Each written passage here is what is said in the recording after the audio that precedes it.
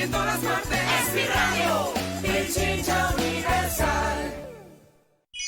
El siguiente espacio es un programa de opinión. Clasificación A, apto para todo público. El análisis, la información, los temas de la actualidad y las tendencias están en una sola frecuencia. Frecuencia Política. Frecuencia Política. En tu radio, en tu compu, en tu celu, en tu tablet, aquí por la señal de Pichincha Universal. Comenzamos.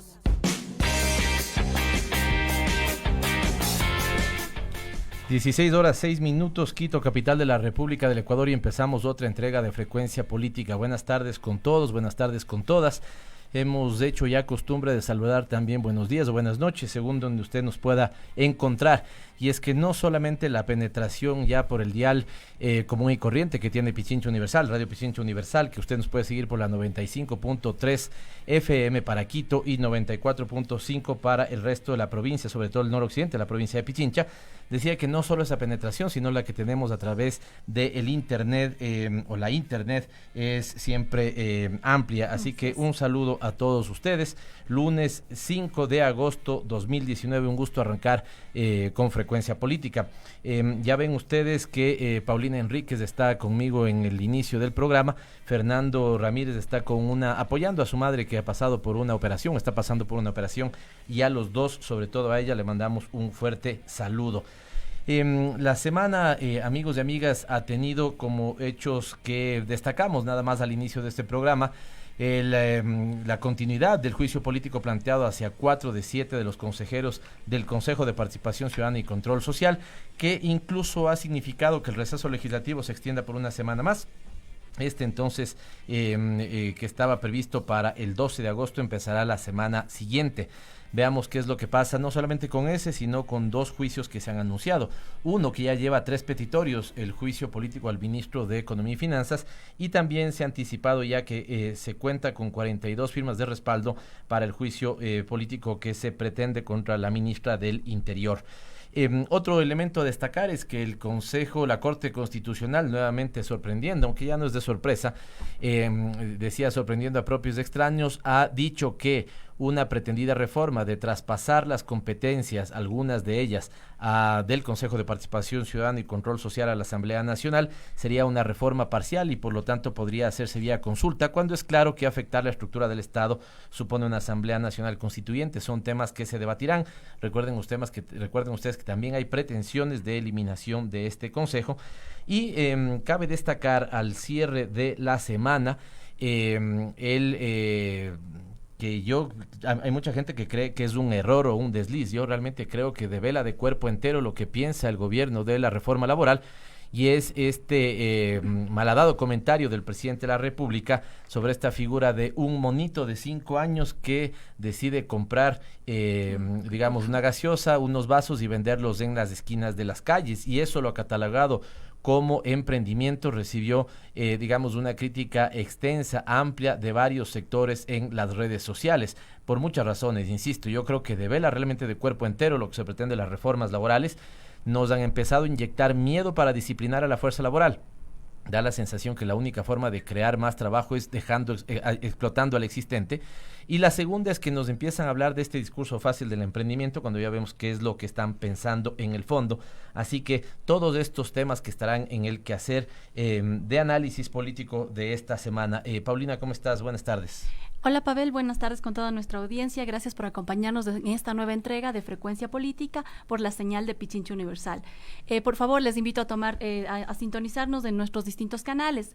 En Radio Pichincha 95.3 en Quito, al noroccidente en la 94.5, en la web pichinchauniversal.com.es, en Facebook, facebook.com/pichinchauniversal, en Twitter por @PavelML, @FrecuPolítica. Y les invito a sintonizar de igual manera nuestro reprise los miércoles por Facebook Live a las 21:30 por la cuenta de Pavel Muñoz, asambleísta. Y si desea escribirnos, puede utilizar el hashtag Frecuencia Política. Como siempre, un saludo a Fernando Ramírez, que está en la producción, Paulina Enríquez en la coproducción. Se integra hoy, ya la van a conocer, a María Belén Belu Proaño con el minuto, literalmente el minuto ODS, así le hemos pedido, aunque ella ya se pasará de tiempo. Es importante si discutimos de los objetivos de desarrollo sostenible con Paulina y el equipo de producción de Pichincha Universal, que siempre es tan competente. Gracias, compañeros, por ese apoyo. La música, esta vez hemos escogido, y a mí me late que nuestra invitada es de la línea salsera, así que por eso hemos escogido hoy a Willy Colón. El 28 de abril de 1950 nació en Nueva York Willy Colón, sus padres puertorriqueños, pero fue criado por su abuela y por su tía, quien desde pequeño nutrieron con música tradicional puertorriqueña de los ritmos típicos del repertorio latinoamericano, como son el son cubano y el tango. Desde muy temprano aprendió a discernir entre las imágenes y las adjetivaciones despectivas que se vertían sobre la comunidad latina y la cruda realidad de los inmigrantes de la Gran Manzana. De esta forma convirtió su trabajo artístico en un testimonio social y vestido de sonoridad, cuyas letras narraron las incidencias de la marginalidad, el prejuicio y el desamparo de los inmigrantes. A partir de los años 90, su faceta artística dejó paso a una intensa actividad en la vida social y política norteamericana, acorde a su compromiso en favor de la comunidad hispana. Estamos hablando del gran salsero que fue parte también de la Fania, Willy Colón, de la Fania All Star, que hizo un dúo siempre maravilloso con Rubén Blades, y que en esta ocasión vamos a escuchar El Día de mi Suerte.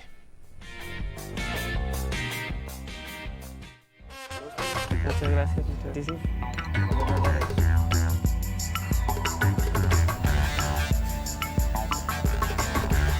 Cada año miles de toneladas de basura llegan a los océanos, trayendo consigo graves problemas ambientales en el ecosistema marino, poniendo en riesgo la supervivencia de las especies. Cada semana en este programa te mostraremos diversos consejos para convertirte en un consumidor responsable, amigable con el ambiente y así disminuir nuestra huella ecológica. En Quito se recogen diariamente 2.000 toneladas de residuos.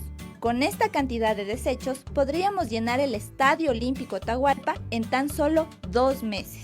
El 24% de estos residuos corresponden a materiales potencialmente reciclables. Sin embargo, solo 1 de cada 100 hogares los separa y entrega a recicladores. ¿Cómo podemos hacer para tener un manejo adecuado de nuestros desechos? Seguramente habrás escuchado sobre las 3 R's: reducir, reutilizar y reciclar. Esta frase debe convertirse en una práctica cotidiana de tu rutina. Para reducir, no utilices productos de un solo uso, como por ejemplo sorbetes, fundas, entre otros. Lleva contigo envases donde colocar bebidas y comida, así reducirás tu uso de materiales desechables. Para reutilizar, toma en cuenta que todo lo que llegue a tus manos debes darle el mayor uso posible antes de decidir descartarlo. Finalmente, para reciclar, lo más importante es separar adecuadamente los desechos en casa. Instala 3 tachos, uno para desechos orgánicos, otro para desechos potencialmente reciclables y otro para desechos no reciclables. ¿Cómo podemos saber qué se considera potencialmente reciclable?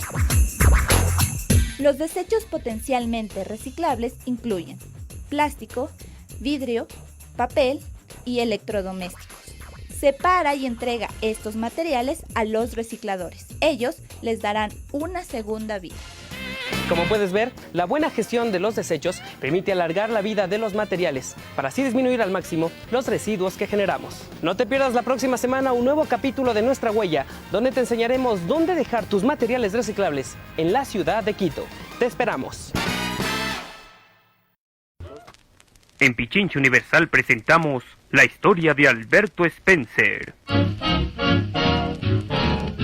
Así como se celebran las fiestas de Quito, el 6 de diciembre recordamos el natalicio de Alberto Spencer, también llamado con el sobrenombre de Cabeza Mágica.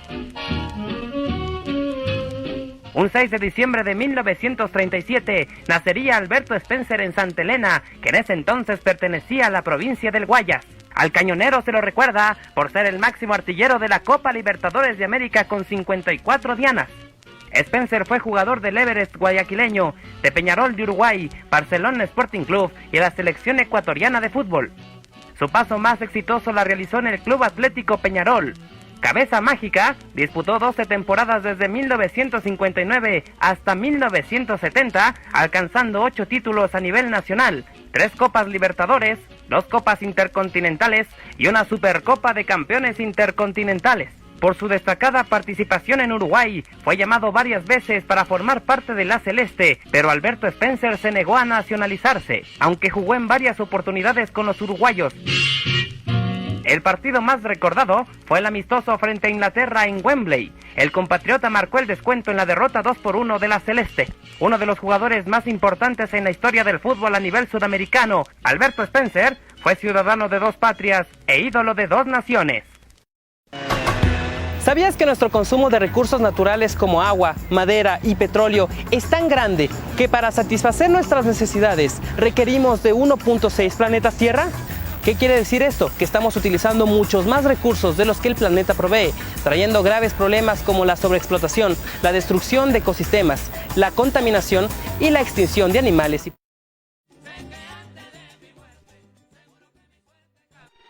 Estás escuchando Frecuencia Política, aquí por Radio Pichincha Universal.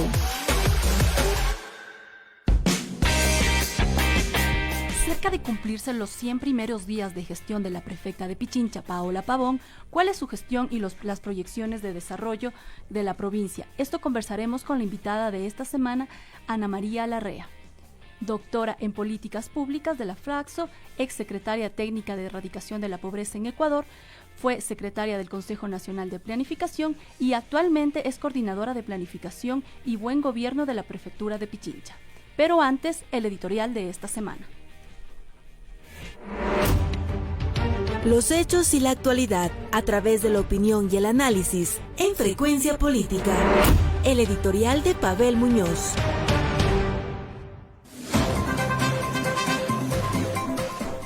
Construyamos el futuro de Pichincha. La provincia de Pichincha ha perdido peso como un gobierno autónomo con proyecto y perspectiva de desarrollo. De hecho, cabe preguntarnos si alguna vez ha tenido tal perspectiva, pues en mis años de vida como quiteño y pichinchano no recuerdo prefecturas que se hayan consolidado como promotoras del desarrollo territorial, aunque sí recuerdo algunas alcaldías con iniciativas dignas de ser mencionadas. Las circunstancias son obvias, y tal vez la más importante es que en el seno territorial de Pichincha se encuentra Quito, la capital de la República, la sede de las funciones del Estado y el epicentro político del país. Este hecho concentra no solo todas las expectativas económicas, políticas y socioculturales, sino incluso los procesos identitarios. No es común escuchar a los y las pichinchanas reivindicar su identidad, como sí sucede con manabas, lojanos, azuayos u otros. Este escenario, en apariencia negativo, constituye una importante oportunidad para Pichincha y para su gobierno. El hecho de que todas las expectativas estén centradas, o en Quito, o en el país, abre un amplio espacio de maniobra para ofrecer un proyecto de desarrollo para todos los sectores y todas las actorías de la provincia. Pichincha está compuesta por 8 cantones que en su conjunto son un fuerte motor del desarrollo nacional. Su complementariedad suma una población con altos niveles de formación, la presencia de importantes universidades nacionales, una potente economía de servicios en general y financieros en particular, facilidades logísticas, turismo, manufactura, transporte y agricultura interna y para la exportación, donde están cantones como Cayambe y Pedro Moncayo, potencias en la producción de flores, uno de los principales productos de exportación no petrolera. Otro sector importante en la provincia es la agroindustria vinculada a la elaboración de alimenticios, de elaborados alimenticios. Cacao, café, productos lácteos destacan, que en los últimos años ha tenido un importante crecimiento, pero que debería ser aún más tecnificado para aumentar su dinámica exportadora. Tal vez pocos saben, pero el café de Pichincha ganó el año pasado en Londres el Premio Mundial de la Taza de Oro. Para finalizar, debemos anotar que un problema esencial en este tipo de discusión es que siempre pensamos en lo público, qué hace o qué dejan de hacer las entidades públicas o el Estado, sin topar ni debatir el importante rol del sector privado. ¿Cuáles son los actores privados protagónicos del desarrollo provincial? ¿Tienen los sectores productivos de la provincia alguna representación política? ¿Les interesa tener? Desarrollar estas respuestas es fundamental, pues en este momento el gobierno provincial, los sectores privados tienen la oportunidad de encontrarse para desarrollar una economía potente que genere tanto trabajo, equidad, inclusión, igualdad, justicia social y muchas oportunidades. Este es el editorial de Frecuencia Política.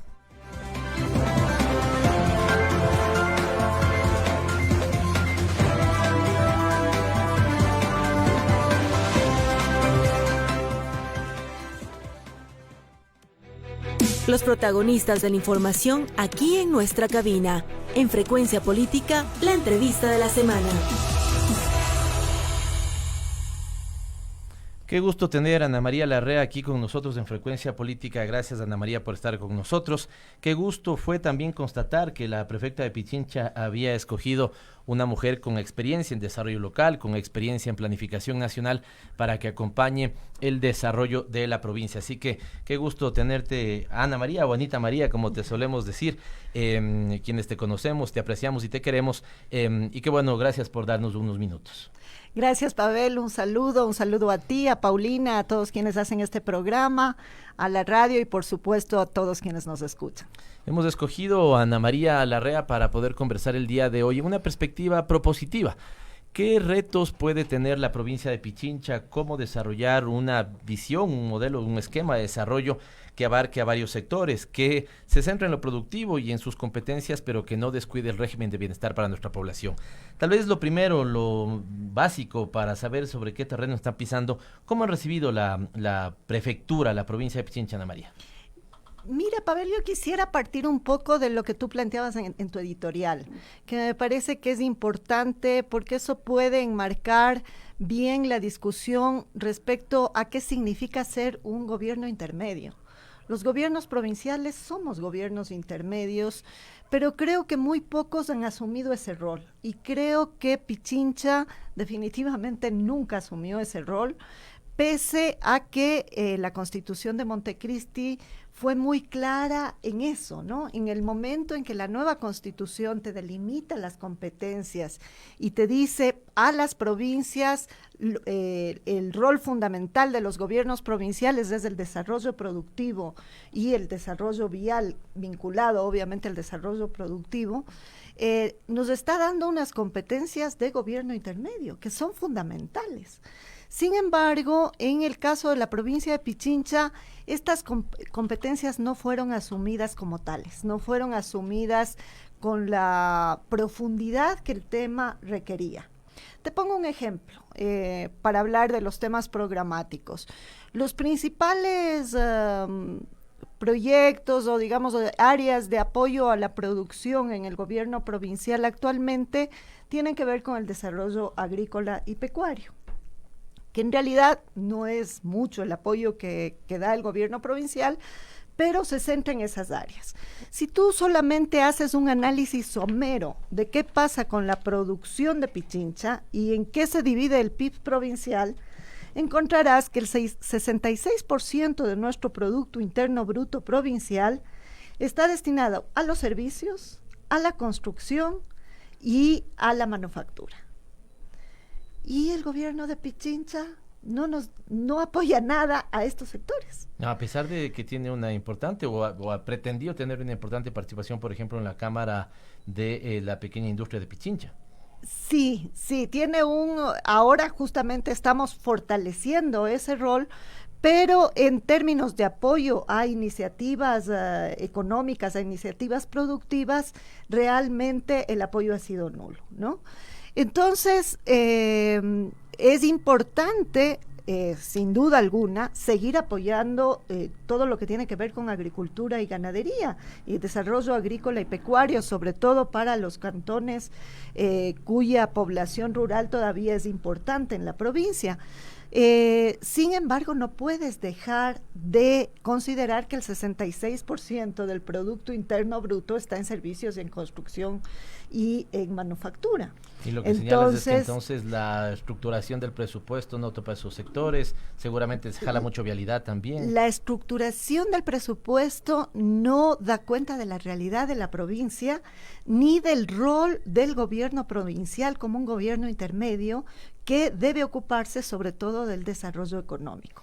El tema de vialidad es un tema bastante importante y así lo ha sido tradicionalmente. Antes de entrar a vialidad, para no quedarnos con esta duda, ¿y cuánto ha pesado, Ana María, esto que yo señalaba en mi editorial, digamos, la presencia de Quito? Al final está muchas veces cerca del 86% del aparato productivo, si no estoy mal, de la dinámica provincial se concentra en Quito, pero seguramente no es solo eso, también ha faltado voluntad política de asumir estos retos que plantea la Constitución, como tú bien señalas, hemos tenido una prefectura, o tuvimos la prefectura que perdió el año en ese sentido, en poder asumir una suerte de gran competencia de desarrollo productivo y poder plantearnos a todos una visión de desarrollo que nos cobije. Sin duda, la prefectura yo creo que ha perdido el año en términos de plantearse este rol de gobierno intermedio y de promover el desarrollo económico territorial. Y Quito, sin duda, es una población muy importante en la provincia. No se puede planificar la provincia sin Quito. Claro. Porque estás hablando de una provincia que tiene 3.100.000 habitantes, de acuerdo a las proyecciones del INEC del 2019, de los cuales 2.700.000 viven en Quito. Entonces, decir, voy a planificar la provincia sin Quito, es planificar la provincia sin el 80% de su población. Ahora, ahí ese Quito que tiene 33 parroquias rurales, ¿ahí están juntándose, hay ahí sinergia o más bien hay una suerte como de cruce de posiciones en el caso de la ruralidad de Quito? En el caso de la ruralidad, bueno, la ruralidad de Quito es una ruralidad muy especial, porque tienes una ruralidad bastante urbanizada, en realidad. Cuando tú te pones a ver parroquias rurales como Conocoto o como Calderón, que ya prácticamente están incorporadas a la dinámica urbana y que han perdido muchas de sus características de ruralidad en términos productivos, por ejemplo. Yo vivo, por ejemplo, en Conocoto y ahí es, digamos, el tema del comercio, el tema de los servicios nuevamente, es la actividad económica principal. No, Calderón, ¿no? También y Calderón... Estamos hablando, Calderón, de una parroquia de 200.000 personas, cerca de 200.000 personas, y de Conocoto, una parroquia de 100.000 personas, que superan con mucho a muchos cantones actualmente existentes en el Ecuador y a muchos cantones de la propia provincia de Pichincha. Entonces, cuando yo te decía, no se puede planificar la provincia sin pensar en el rol de Quito, tanto en términos poblacionales como en términos productivos y en términos de articulación del desarrollo, esto es fundamental. Cuando, por ejemplo, nos preguntamos qué debemos producir, cuando nos preguntamos qué debemos producir, tenemos que preguntarnos quién va a consumir nuestra producción, ¿verdad? Y ahí el rol atractor del mercado de Quito es impresionante. Entonces, cuando vemos el desarrollo económico territorial, tenemos que ver los flujos que se dan entre las áreas urbanas y las áreas rurales. Ahora me surge una pregunta cuando señalas de este tema de Quito. ¿Y cuál es tu impresión sobre, entonces termina siendo más fácil la tarea, dado que tienes, digamos, un monstruo de ciudad que te facilita algunas cosas, o termina siendo la tarea más compleja porque a veces esa ciudad también se asume como un gobierno intermedio en sí mismo? ¿Cómo sientes esto? ¿Facilita, vuelve más compleja la posibilidad de acción de la prefectura? Me parece que es una cosa de doble vía, ¿no? O sea, por un lado, la presencia de Quito y la dinámica territorial de la provincia hace que seamos una de las provincias más ricas del país, en términos de diversidad de producción, por ejemplo. No estamos concentrados en un sector productivo y si a ese sector productivo le va mal a toda la provincia. No es así. En el caso de Pichincha tenemos una diversidad impresionante que también está determinada por espacios geográficos totalmente diversos en términos ecológicos. Entonces tenemos una provincia que va desde el Chocó andino y zonas subtropicales hasta los páramos y los nevados. Entonces eso te permite una diversidad tanto de pisos ecológicos cuanto de sistemas productivos y de posibilidades para hacer de Pichincha esa provincia productiva, esa provincia generadora de trabajo y empleo, que es uno de los principales objetivos que nos hemos trazado en esta nueva administración de la prefecta Paola Pavón. Ahora, ahí señalas posibilidades, Ana María, pero esas posibilidades seguramente también van a llevar a determinados diálogos políticos. Del uno, evidentemente, con Quito, si nos puedes contar cómo van esos diálogos, se han conversado, se están planteando temas en conjunto. Y la otra, bien señalas, digamos, estas riquezas y oportunidades que tiene la provincia de Pichincha. Recordemos que tenemos un aeropuerto recientemente inaugurado, un sistema vial y de conexión importante, nos topará seguramente más adelante, y creo que hay una muy buena noticia. Creo que es la primera vez en más de 40 años que por fin pudo correr agua por el canal de riego Cayambe-Pedro Moncayo, teniendo también esas potencialidades. Los temas de concurrencia con otras provincias se están dando, ¿no? Es decir, ¿qué rol están dando al diálogo político con Quito, con otras provincias? Mira, yo creo que ha sido una experiencia formidable, la experiencia de gobernabilidad de la prefectura de Pichincha, liderada por Paola Pavón. Hemos tenido 3 sesiones del Consejo Provincial. Cabe decir que en ese Consejo Provincial son 17 consejeros y consejeras, de los cuales solamente la prefecta, el viceprefecto y una de las consejeras es de la misma línea política de la prefecta. Esto podría haber dado un problema muy grande en términos de gobernabilidad y de que las decisiones sean difíciles de tomar. Sin embargo, gracias al liderazgo de la prefecta Paola Pavón, se ha logrado que todas las decisiones que ha tomado el Consejo Provincial hayan sido decisiones por unanimidad, donde hemos tenido una altísima colaboración de todos los consejeros.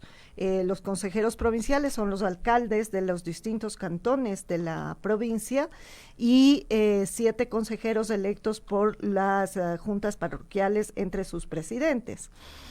Y realmente hay un afán muy grande de trabajar por Pichincha, de trabajar para Pichincha, desde la especificidad de los distintos cantones.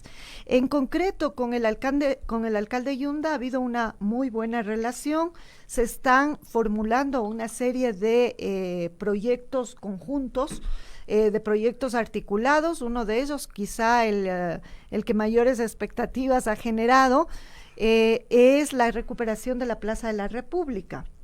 Cuéntanos la Plaza de la República, a veces nos perdemos, pero esta plaza que está en los bajos del edificio del Consejo Provincial, que en realidad va a ser y podría ser una plaza maravillosa, ha estado muy desatendida en Ha estado totalmente desatendida, y yo diría que la imagen que nos da la plaza es la imagen de lo que ha sido el gobierno provincial durante los últimos años, un gobierno descuidado, un gobierno que al que no se le han dado las prioridades que merecía, un gobierno en el que se han descuidado temas fundamentales, como por ejemplo el bienestar de sus trabajadores.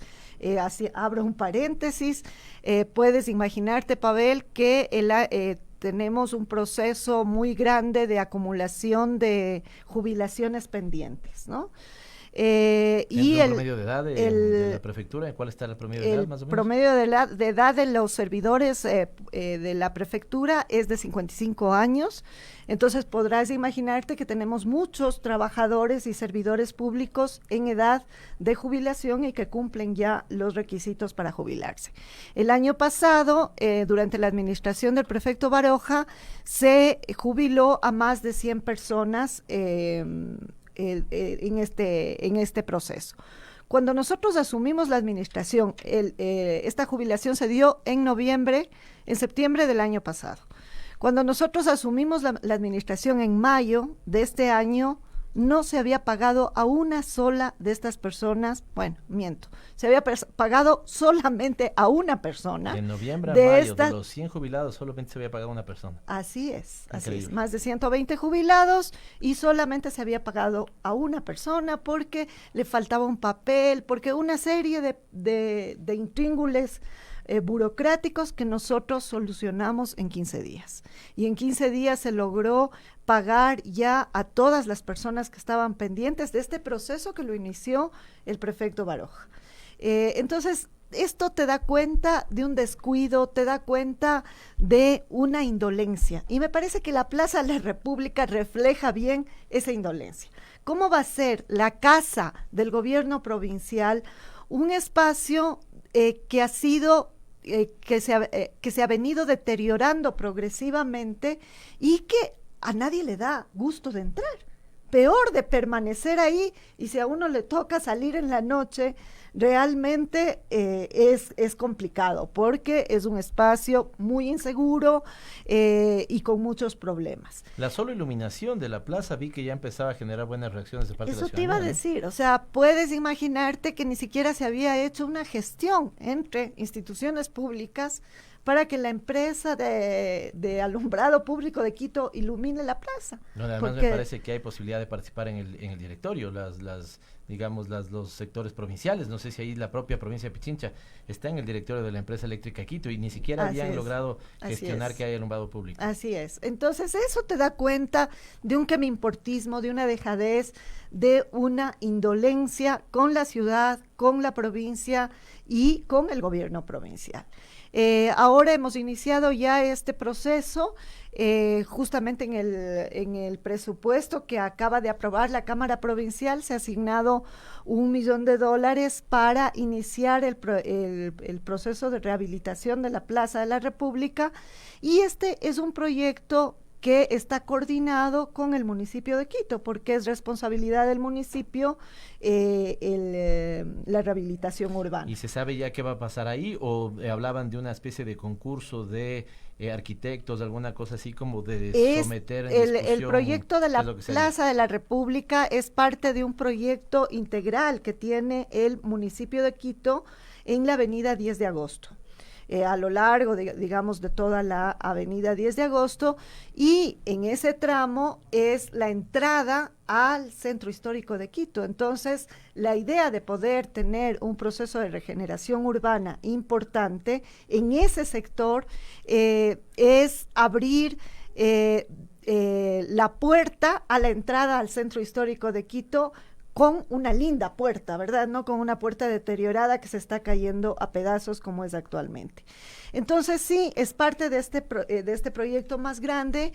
La prefectura se ha comprometido a financiar lo que le correspondería para la rehabilitación de la Plaza de la República, de la Casa de la Provincia, y de ese modo aportar en este proyecto más grande que está a cargo del municipio. Pero esta es solo una muestra de cómo a través del diálogo, a través de poner por delante los intereses de la ciudad y de la provincia, se pueden generar procesos importantes, procesos positivos, tanto para la ciudad cuanto para la provincia. Se ha hablado también de temas de soluciones viales con la alcaldía de Quito. Siempre ha habido esta necesidad de coordinar acciones alrededor de el acceso o salida, como quiera verse, al Cantón Rumiñahui, por ejemplo. Sí, fíjate, ahí también hemos logrado una coordinación muy importante y muy buena, sobre todo para los habitantes del Valle de los Chillos y del Cantón Rumiñahui y del Cantón Mejía, que es el poder impulsar conjuntamente el proyecto que va de la vía de la autopista General Rumiñahui al Arbolito, que es este gran puente que va a cruzar desde la autopista hacia la Floresta y también hacia la Plaza Brasilia, para poder descongestionar el Trébol. Pero este proyecto no puede ser 100% eficiente si el municipio no hace una intervención, que es una intervención justamente en el Trébol, porque todo el tráfico se vuelve a congestionar ahí. Realmente es el espacio de mayor congestión, mucho más que el de la autopista. Entonces el alcalde se ha comprometido justamente a hacer este proyecto en el Trébol, que consiste en unos pisos, digamos, para descongestionar también el Trébol. Entonces, si logramos descongestionar el Trébol y descongestionar la autopista, vamos a poder disminuir el tiempo de traslado de las personas que vienen desde el sur de Quito y desde el sur de la provincia, ganando tiempo para la gente en su transporte, lo cual es muy positivo para todos, ¿no? De todas maneras, no habría que engañarse, porque siempre soluciones viales invitan más bien a que haya más presencia de autos en las vías, cuando en realidad ya una solución más integral para Quito, con quien también buscaremos conversar con el alcalde electo, una solución más integral, digo, tiene que ver con auspiciar el uso y las mejoras significativas del transporte público. Ana María, conversaba yo con el viceprefecto y nos da una noticia que en realidad nos plantean que septiembre sería un gran mes dedicado a la producción, pero nos decía que ya en las pruebas, por fin, después de más de 40 años, pudo correr agua por el canal de riego Cayambe Puerto Pedro Moncayo. No sé si estás al tanto de esto, las expectativas que hay, cuándo de alguna u otra manera ya se puede tener habilitado este canal, que en términos de productividad va a ser tan importante para la provincia. En realidad es un canal muy importante para la provincia, sobre todo para el sector de Cayambe y de Tabacundo. Ese proyecto tiene previsto concluir este año, digamos, toda la mega obra de construcción, pero ahí estamos iniciando ya un proceso que es bien importante, que es que el agua finalmente llegue a la parcela de las personas, ¿no?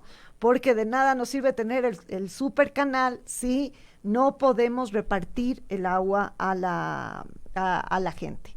Entonces está ya impulsando el proceso de diseño de los canales, de las ramificaciones terciarias del canal, y esto va acompañado de un salto importante en términos de concepción de lo que implica el riego. El riego no es un bien en sí mismo, es un bien que está en función de la producción. Entonces es bien importante que podamos tener un plan productivo para cada una de las parcelas y podamos apoyar al proceso de tecnificación del riego, de manera que no desperdiciemos el agua. El agua de ese canal no es suficiente para todo lo que hay que regar. Por eso va a ser indispensable tener un proceso de tecnificación de manera que cada persona, cada familia, cada parcela use el agua que necesita y no haya desperdicio. Bueno, la ventaja que ahí tenemos un viceprefecto que es justamente experto en temas de riego y que de alguna u otra manera estará ya previendo estos elementos que mejoren y que den soporte a lo que está señalando. Él está a cargo de justamente este plan productivo, parcela por parcela, en el que se va a asesorar a las distintas familias, también para poder tener una producción con cierto nivel de escala que permitan unos mejores ingresos para la gente, ¿no? Entonces, ahí hay un objetivo clarísimo, que es aumentar la productividad. Como tú conoces, Pavel, en la diferencia entre tener riego y no tener riego implica un aumento de la productividad de 2, 3 o 4 veces, ¿no? Entonces, esto puede ser un salto importantísimo para la producción agrícola de nuestra provincia, para la gente de Cayambe, para la gente de Pedro Moncayo. Ha sido un proyecto que ha demorado, o sea, sus primeras obras y los primeros estudios datan de los años 70. Entonces, realmente ha sido un proyecto que ha tenido muchísimos problemas, muchísimos inconvenientes, estudios que no se hicieron de la manera adecuada, bueno, una serie de inconvenientes, pero ahora finalmente ya se está dando fin a ese sueño de la gente de Cayambe y de la gente de Pedro Moncayo. Qué bueno, y para que nuestra gente nos pueda seguir en estos elementos que se están planteando, lo que estamos hablando, como bien decía Ana María Larrea, es de multiplicar por 3 o por 2, digamos, la producción por número de hectáreas de cada una de las parcelas que seguramente tendremos en los sectores regados. Son las 16:43. Conversamos con Ana María Larrea. Ella está en este momento asesorando y encargándose de la coordinación de planificación en el gobierno de la provincia de Pichincha. Una buena noticia salió también la semana anterior, Ana María, y me parece que habría que ponerlo también en la dimensión de, si entiendo bien, les tocó corregir un problema, digamos, o algunas cosas que no estaban tan claras de cuándo mismo es que los pichinchanos podemos tener terminada la ruta a Loac Santo Domingo, que en realidad no es a Loac Santo Domingo, termina mucho antes, pero solemos llamarla Loac Santo Domingo, y se anunció que las gestiones y eventuales aprobaciones de técnicas constructivas distintas podrían ahorrarle $113 millones a la provincia. Así es, se han tenido una serie de conversaciones y discusiones tanto con el Ministerio de Transporte y Obras Públicas, porque hay que recordar que esta vía es una vía nacional, es una vía de interés nacional, pues une la sierra con la costa, y ha sido delegada la administración al gobierno provincial. El contrato de la vía fue un contrato hecho en una alianza público-privada y nuevamente abro un paréntesis, las alianzas público-privadas son una gran opción de gestión para los gobiernos locales y también para el gobierno nacional. Sin embargo, es muy importante los términos en los que se dan estas alianzas público-privadas. Hay alianzas público-privadas y alianzas público-privadas. Entonces, lastimosamente, en el gobierno de Pichincha, muchas de las alianzas públicas-privadas han sido realmente un regalo para las empresas privadas, ¿no? Y han dejado muy poco beneficio para la administración pública. Uno de esos ejemplos es justamente la vía Loax-Santo Domingo, en donde el diseño original implicaba hacer unos túneles que son túneles extremadamente caros y que no necesariamente nos llevan a una solución vial de óptima calidad, ¿no? El conservar este diseño original hubiera supuesto que la provincia recupere esa vía dentro de cerca de 26 años y que no logremos concluir las obras en 26 años. Justamente por cómo está hecho el modelo de gestión, por cómo están hechas las corridas financieras, etcétera, etcétera. Entonces hemos planteado una alternativa. Esta alternativa supone un ahorro de $115 millones para la provincia y el Ministerio de Obras Públicas ha aceptado ya esa propuesta. Y ahora vamos adelante con la ampliación a 4 carriles de la vía Loa-Unión del Toachi, y eso son muy buenas noticias para Pichincha y para el Ecuador entero, pues es una vía de articulación muy importante de la provincia y del país. Qué bueno, vamos viendo que hay noticias positivas, no se cumple todavía 100 primeros días, pero cuando uno tiene la vocación de no solamente quejarse, sino empezar a buscar soluciones para la provincia, en este caso, lo puede empezar a hacer. Me quedo con el tiempo corto, 2 preguntas te quisiera hacer en la parte final, Ana María. Y bueno, a todo esto vamos a necesitar recursos y el problema que tienen también los gobiernos, sea el nacional o el local, es que entran prácticamente con un presupuesto ya dado en su primer año de administración. ¿Cómo está la provincia en su situación financiera? Sí, fíjate, nosotros entramos con un presupuesto prorrogado. Nuestro presupuesto actual es de $239 millones. El presupuesto de inversión es de 134 millones y de esos 134 millones, 100 ya estaban comprometidos, ¿no? Entonces, en realidad, lo que hemos podido presupuestar para lo que queda del año han sido apenas estos 34 millones de dólares. Y hemos hecho un trabajo muy importante, justamente cambiar las prioridades. Como decíamos al comienzo, el poder dar mayor impulso a los temas productivos, al desarrollo económico, a la generación de trabajo y de empleo en la provincia es nuestra prioridad.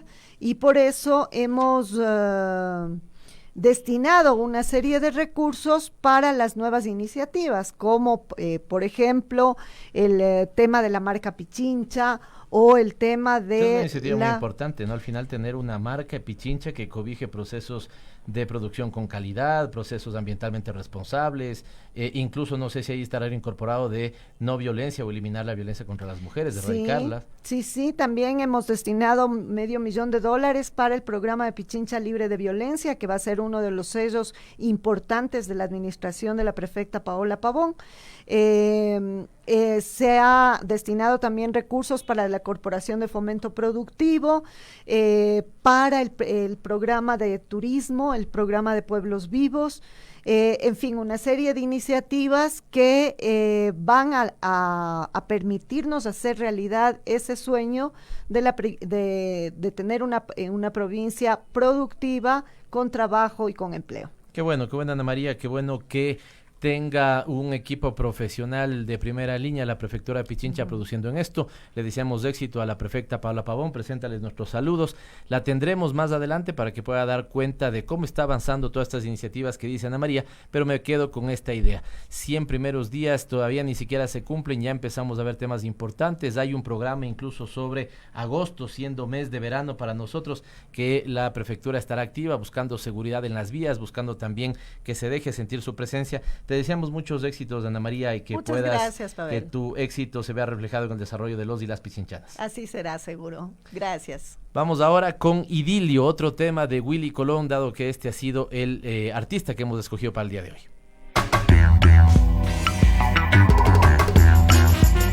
¿Sabías que esta pequeña pila de litio arrojada en la naturaleza contamina 3.000 litros de agua? ¿O que este foco ahorrador roto libera partículas de mercurio que son muy peligrosas para los seres vivos? Este tipo de elementos son considerados como residuos peligrosos y deben ser eliminados de una manera cuidadosa. En este capítulo de Nuestra Huella te enseñaremos a identificar a cada uno de estos elementos y cómo deshacernos de ellos de una manera responsable. Aceite de cocina, detergente, lacas de pintura son algunos de los productos que usamos con regularidad. Lastimosamente, cuando estos son desechados en rellenos sanitarios o expuestos al aire libre, son altamente contaminantes. ¿Cómo manejar y desechar estos residuos peligrosos?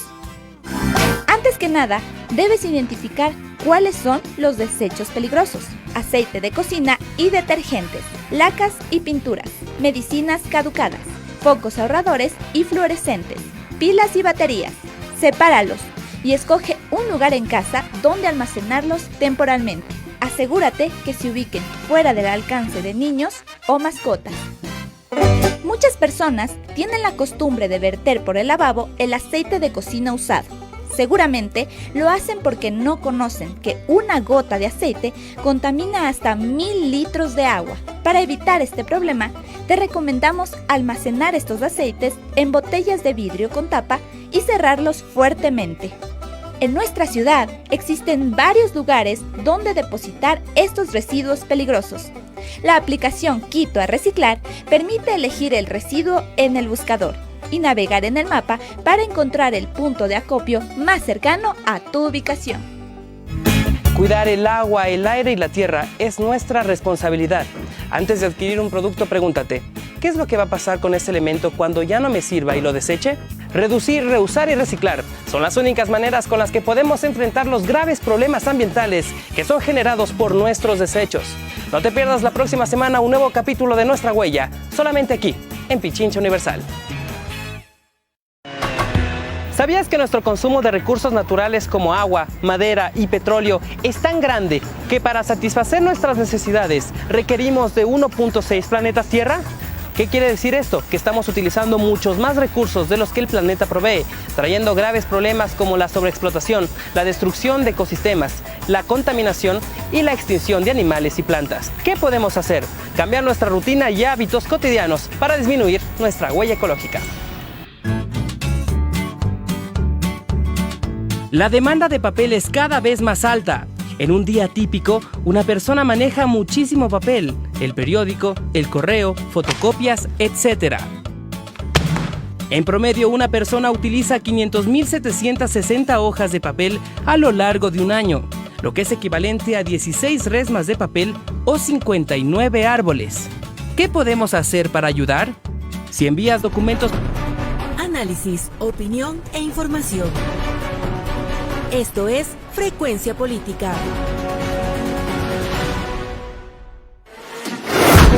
Es tiempo de más información.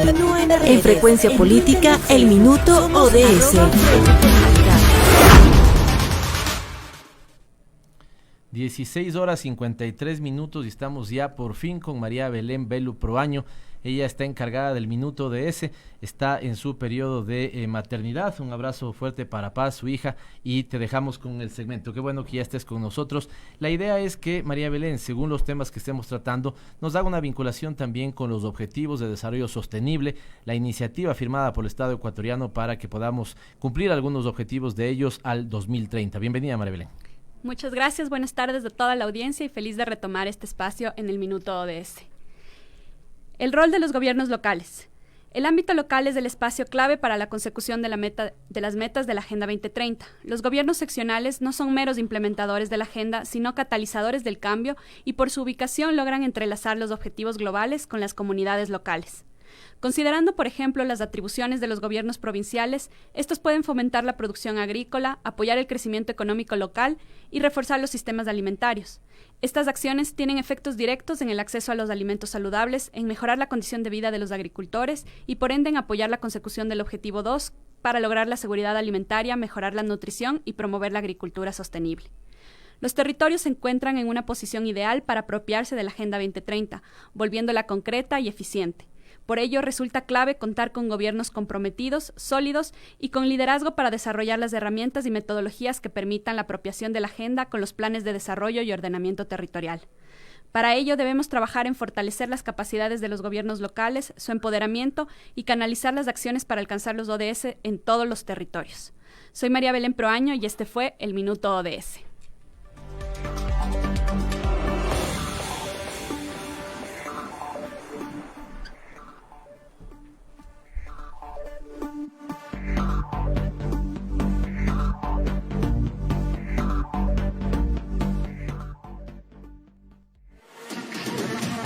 El análisis y la opinión continúa en las redes, en Twitter y en Facebook. Somos @FrecuPolítica.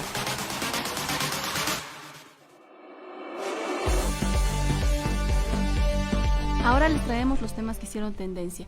Uno de los hashtags que se tomó a las redes sociales es Justicia para Marta, quien fue víctima de violación grupal en enero de 2019. Hoy, en horas de la mañana, varias personas se dieron cita en los exteriores del Complejo Judicial Norte para el inicio de la audiencia de juzgamiento en contra de Andrés M., John P.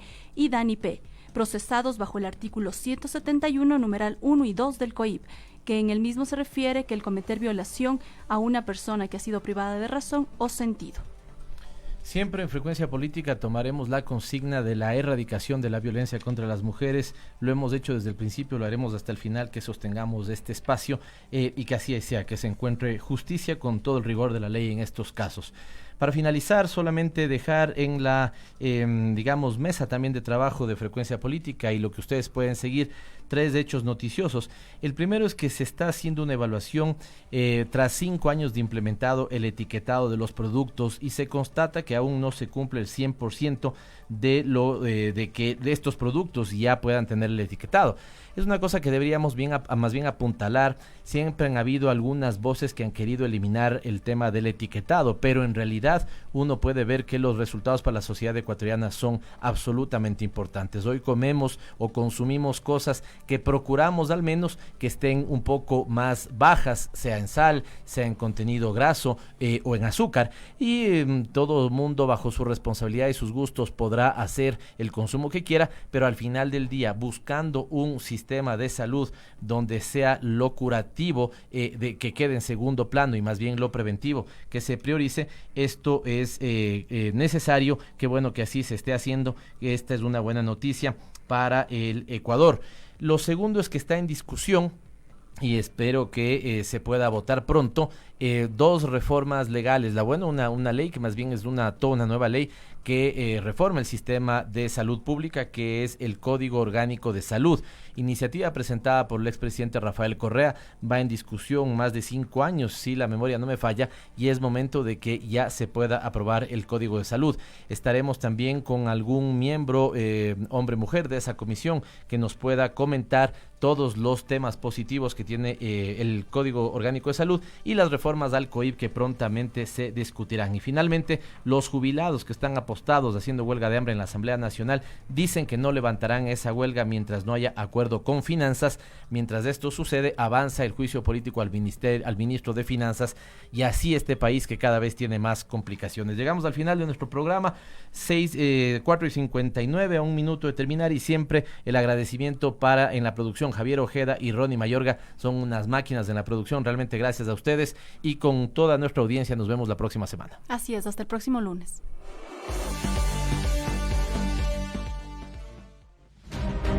Gracias por acompañarnos. Aquí termina Frecuencia Política. Hasta la próxima semana. Este fue un programa de opinión. Clasificación A, apto para todo público. Abuelito, abuelito, despierta.